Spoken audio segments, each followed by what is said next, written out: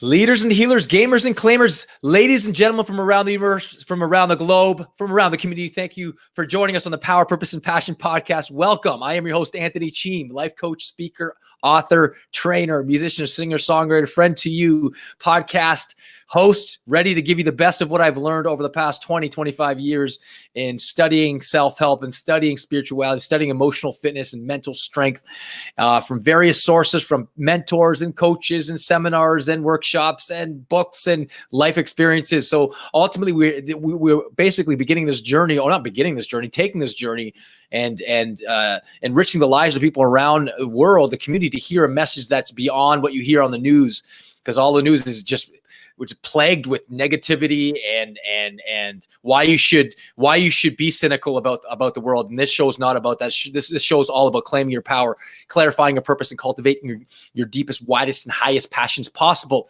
So ultimately, you can show up as a greater, upgraded, more updated version of yourself, sharpened, enlivened, emblazoned with love, determination, of joy, of humility, and sharing that with others, and then ultimately inspiring others to do the same through your courage and through your grace and through your faith in being a human being and making an impact on the world. So thank you for joining us. It is an absolute pleasure that you are listening to us, whatever platform you're listening to us. And I'm glad we're able to do this. And to Cameron from Chatham, thank you for helping me and the power partner and helping me develop this podcast and grow this podcast and make the impact and share my voice. So thank you, man. What's going on? How you doing? You are very welcome, Anthony. I'm doing very, very well. Excited great. to spread another wonderful message out into the world.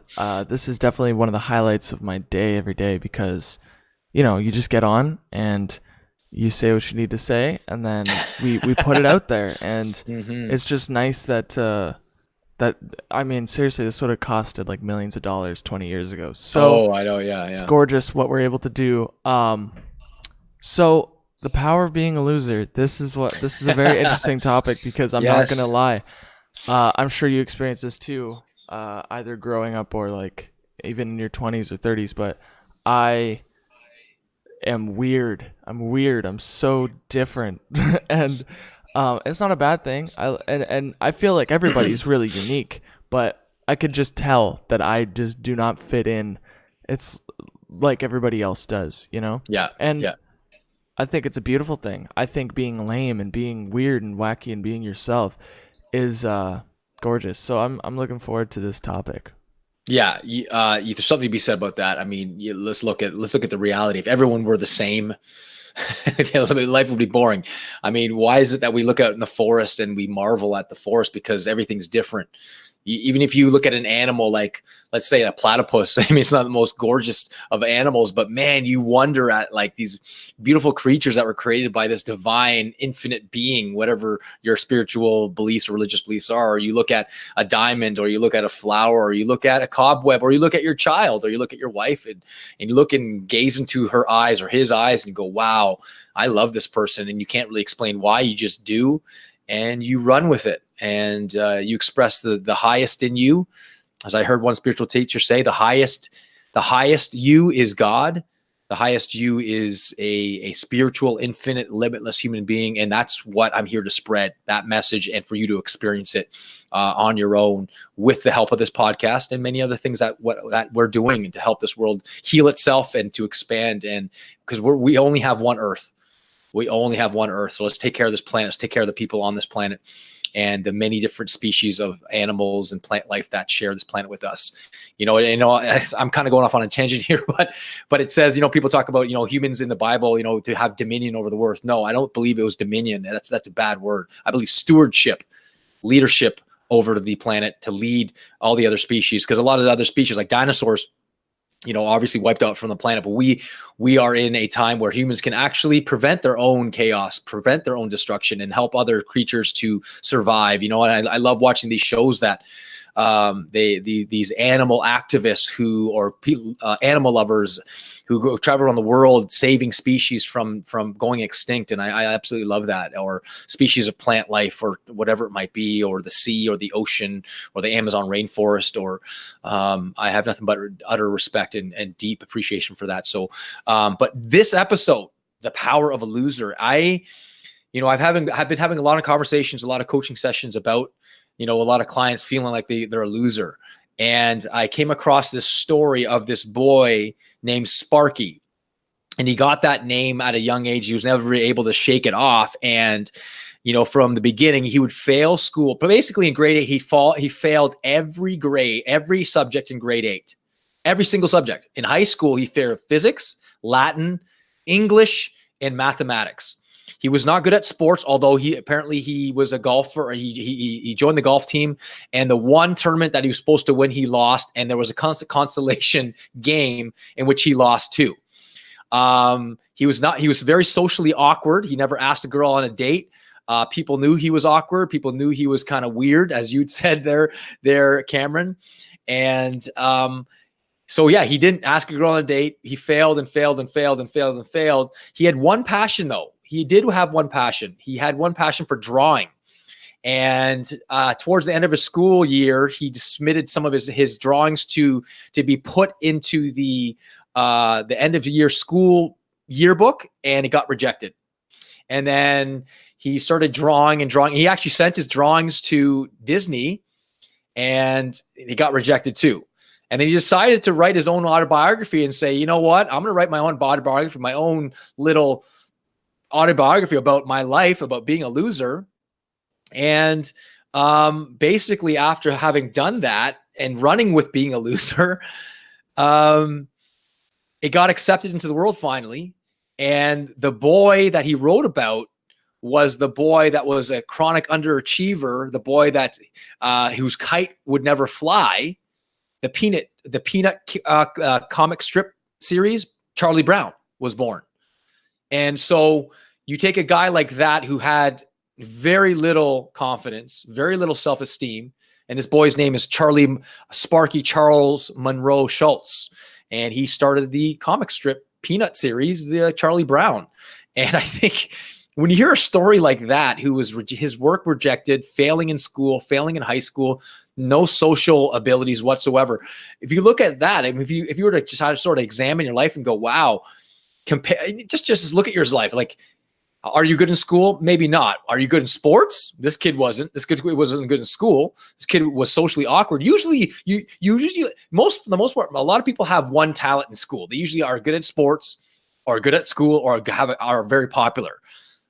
It's one of the three. Some people have all three. Some people have two. I knew people that were like amazingly smart academically, amazing athletes, and were one of the most popular kids in school, but that was very rare.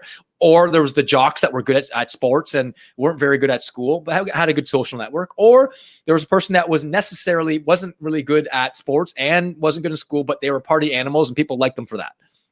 This kid had none of those. All he had was a knack and a passion for drawing, and he ran with it. And rejection after rejection after rejection, he decided, you know what? I'm going to run with this. I'm going to use my story to write an autobiography. And Charlie Brown was born.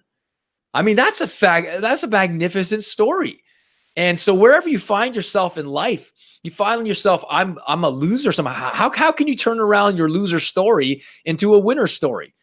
I mean, as I heard the CEO of Honda say, 99% of success is failure. Success is 99% failure. Another way of looking at it, winning is 99% losing. I mean, Michael Jordan, the greatest basketball player of all time in my mind, he failed and failed more and more times and lost more and more times than anyone else. And because of that, he succeeded. The person that, Nolan Ryan, one of the greatest pitchers of all time, he lost more games than any other player in history, yet he won more games because he learned from his losses. He took his losses, learned from them, and as a result, he was better with them. And the reality is the power of being a loser. The reason why I wanted to make that the title is because I want to get, if you're feeling like a loser right now, if you're feeling like your life doesn't matter, if you're feeling like you have no worth, how can you turn that around? Like this kid, Charles Monroe Schultz, Sparky, who wrote Charlie Brown. And it's a worldwide international phenomenon, right? And there was a movie just made about Charlie Brown and made, I don't know how many millions. And, Meghan Trainor did a song on it. I mean, just absolutely amazing. How can you turn your loss into a lesson and your lesson into a triumph? as I heard one of my original mentors say a long time ago, he said, Anthony, in life, there's no winners and losers, or winners and choosers. There's winners and choosers. How can you choose to interpret your loss or feeling like a loser as a lesson and elevate yourself out of that loss into becoming more of a winner in life? If you're going to lose, don't lose the lesson, as I say to some people. If you're going to lose, don't lose the lesson. So, failing is a part of it. I often say to people, listen, and I use weight training as a metaphor for this. When I train clients, I want them to reach failure. I actually want them to reach a point where they are absolutely failing, to that point, that last rep where they can't, literally their body is failing. Their body, the amount of strength they're producing is less than the weight that they're pushing against. I want them to reach that point, because when they reach that point, that's when 95% of the muscle is gained and the strength is gained. When you're failing, how great is a metaphor for that? Life is the same way. When you're pushing and pushing and pushing, that's when you're gaining the most character. You're sharpening your life. You're sharpening your soul. And that's when you're gaining the most results, and the lessons that are derived from that are priceless out of those losses. So any thoughts there, Cam? Yeah. I wasn't sure where you were going with the whole loser thing, but I get it now. And yeah, I think it's very important to mess up, and almost like, even because for me at least, if I was to pinpoint where I'm a loser, it's in the sense that I start things and don't finish them.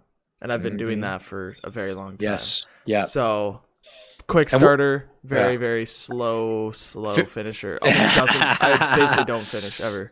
Yeah. So that's probably the one place where I am a loser in that sense, which there's nothing wrong with that. What's the lesson? So the key is, what's the lesson there? Yeah. The lesson behind knowing, being aware that you are a fast finish, a starter, and a slow finisher, or rarely finish. What is the lesson behind that loss? Behind having gone through that a bunch of times? Yes. What's the lesson? The lesson is slow down. I mean, for me at least, good. I don't know. One of my biggest lessons is to slow down and not expect too much right away, and not even that, but don't attach myself to too much at the beginning, because I just get too caught up, and it's almost like I'm burning all the fuel at the beginning, and I don't have any fuel for later. And I was talking to somebody yesterday, and they were asking me, like, what should I do? Like, I don't know. Do you have any actions I can take? Like, I just I want to live a life where I'm just sort of like done fixating on all the little stuff that bugs me, And I just said, like, get to the point where in the present moment, you can honestly say to yourself that I would not rather be anywhere else than I am right now. And I'm happy right now. And this is where I'm supposed to be. And honestly mean it when you say that. And I think it's weird how starting and finishing, I was looking everywhere else but right here. I was looking for happiness in all the wrong places. I was looking for fulfillment and all that in like all the wrong places. So I realized that really you are successful. You are a winner when you could sit in the present moment and honestly say, wow, I would not rather be anywhere else than where I am right now. I would not rather be with anybody else than who I'm with right now. And like, I'm pumped right now. I don't need anything else. And not only that, I'm ready for change. I'm ready to see what happens in life. I'm not scared anymore. I'm not worried. And it's weird how I extracted that type of lesson. But that's good. And again, I think what we have to do as human beings is look at our losses, look at when we lose. We got to look at when we fail and look at it and go, what did I learn out of that failure? I'll give you a perfect example of this in my own personal life. My dad was a cerebral genius. Like, he was a PhD in chemistry. And he loved playing tennis. He was an amazing tennis player physically. But what made him amazing was his mind. Tennis is 90% a mental game for people that ever played competitive tennis. And literally capitalizing on your partner's weaknesses and exposing it and then capitalizing on them. My dad was a genius. I remember on one tournament, he was at a club tournament, and there was a guy that would beat him every year. And he lost and lost and lost. He'd get to the finals and lose to this one guy. And then so he thought about it. He goes, what can I learn from these losses? And I remember the time he took me out right before he was about to play the guy again. And he said, I'm going to change my strategy. He is strong in these areas. He's beating me because, and he determined he's beating me because he's strong in these areas. Where is he weak? And he determined, he said, I'm going to practice a few shots with you, Anthony. And I want you to practice with me. Just feed me a bunch of balls. I'm going to practice a few shots. And for an hour, he just kept practicing these few shots. And the thing was, what was amazing about what happened was when he finally faced that guy, he absolutely decimated and destroyed him by changing his strategy, learning from his losses, determining the weaknesses of his opponent, and then capitalizing on it. And he literally destroyed the guy, like 6-love, 6-1. It was like an absolute, I was like, wow, that's amazing. That's a guy who learned from his losses, from his failures, and it was able to extract the lesson from those losses and then rise above it. I just watched a documentary on Netflix, and I forget what it's called, but it's about two guys who are the world's greatest rock climbers in the world. I don't know, I forget the name of it, but they decide to climb this 3,000-foot mountain in Yosemite. Every rock climber said it was literally impossible to free climb this mountain. It's literally impossible. Everyone said it was an impossibility. And one of the guys who's basically like the Michael Jordan of rock climbing, I think a number of years ago, he was rock climbing and he was amazing at it. And then an incident happened where he was doing some carpentry and he was using this saw. I forget what saw it was. And he cut his finger off, and they tried to I think it was his index finger too, and cut off his index finger, and they tried to reattach it. They couldn't reattach it. And the doctor was a rock climber. He said, basically your rock climbing days are over. And people that have ever rock climbed, I've rock climbed at a rock climbing facility once, and man, do you use your fingers like you wouldn't believe. Your fingers and your forearms take an absolute beating. Those guys, rock climbers, are in incredible shape. They have amazing back strength, forearm strength, bicep strength, amazing stability. It is absolutely astonishing how amazing those guys are. And women rock climbers too as well. So the point is, this guy loses his finger. They tell him he's never going to rock climb again. And he's so fueled by that, he begins practicing. He becomes like hyper obsessed, like day in, day out. And then he starts training his other 3 fingers to become stronger. And he gets to a point where he says, what is a goal of mine? I'm going to climb mountains and rocks that I didn't climb with 10 healthy fingers. I'm going to climb them with 9 fingers. And the mountains that he couldn't achieve and conquer with 10 fingers, he did it with 9 fingers. And people were blown away. Like, how is this guy doing this? And he lost his finger, his index finger. And he became the greatest rock climber in the world. And these guys, this whole documentary is amazing. And they end up, I think 19 days it took them to climb this mountain, or to climb this like cliff. It's literally not 90 degrees, like up and down. There's no slant. It's straight up. It's 3,000 feet. And they have to go through these, like, they have to sleep. They have to pitch a tent. It's like absolutely crazy. Like, all because he just wanted to do it. And it was amazing. He was crying at the end. He was like, oh my gosh, this is the greatest achievement of my life. But he was also sort of bittersweet because he achieved his greatest goal. And he was like, what do I do next? Right. So that's the mind of the high achievers out there. But the point I'm saying is, he lost his finger. Lost. What's the name of this particular podcast? This particular episode is The Power of Being a Loser. In this case, he lost his finger. And in there, he found even greater strength. I mean, that to me is just unbelievable. No, that's amazing. So at the end of the day, you're not a loser if you're self-aware enough to realize what you can learn from the situation in which you are a loser. Yes.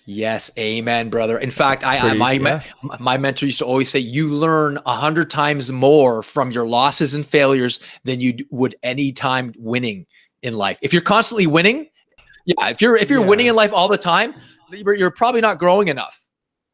It's, you know what, right? So it's like every spiritual advancement is usually preceded by a fall of some sort. That's when you're growing, right? Big time. I remember I was, I think it was like, at a concert or something, and I had a thought of mine, and I was like, I need to write this down. So I grabbed a Sharpie and I wrote on my arm, and it said,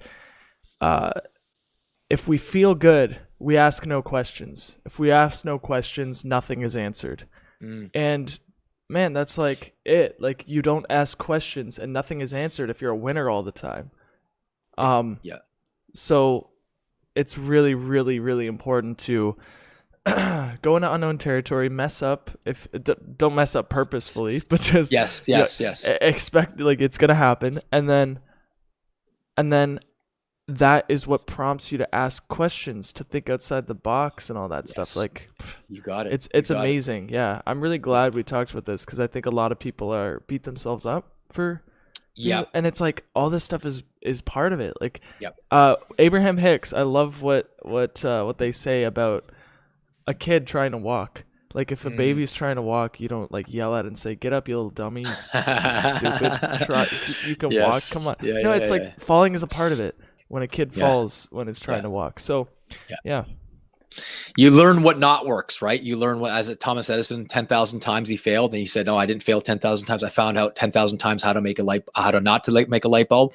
And the other thing too, I mean, to understand, and I think that's very important, is that if you feel like a loser right now, trust me when I say this, your losses and failures become the very lessons to mentor other people.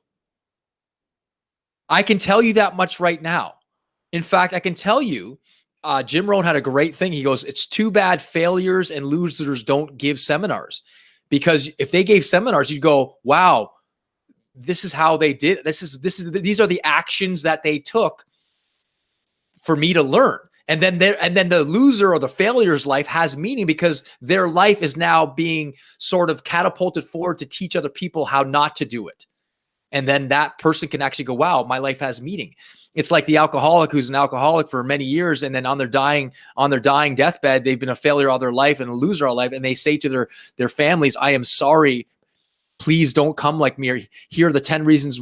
Here are the 10 things I did to absolutely screw up my life. Would those 10 things be of value to those people? And the answer is absolutely yes. Absolutely, especially from a person that's suffering and failing and feeling like a loser all their life. So even you can take your darkest moments and use it as your mentorship to help other people. And then your life has meaning. That's also a lesson. Use your failures. I failed 1,000 times. What did you learn? Well, here's what I learned. If you keep on doing the same thing over and over again, you're going to get the same result. Is that not a good lesson and a valuable lesson to learn? And the answer is absolutely yes. So we can literally turn any circumstance into something beautiful and something that makes you feel like a winner. And by the way, I don't like to separate people into winners and losers, because that means there are, for me to be a winner, and then there's other losers in life. Listen, there's something, the listener, you right now, I'm talking to you, there's something that you're superior to me in. Photography, whatever. I know Mary Pick 78. She's an amazing photographer. She could teach me so much about being a photographer, and I could teach her how to do certain things in life too. So if I'm superior to you in certain ways, and you're superior to me in certain ways, I'm inferior to you in certain ways, and you're inferior to me in certain ways. That means we're all equal at the same level. Let's share our gifts with the world and transform the world together, and turn our losses into lessons, and our lessons into triumph. So, ladies and gentlemen, leaders and healers, gamers and claimers from around the world, around the globe, around the community, I hope you're listening. And I really hope you got a great lesson from this podcast, because we're here to help you. So if you love this podcast, subscribe, comment, ask questions. We're here to serve you on this podcast and give you the best of what we know and have learned, or continue to grow and contribute to your life and make your life better. So to your continued upgrade and evolution, live it up with power, purpose, and passion. God bless, guys.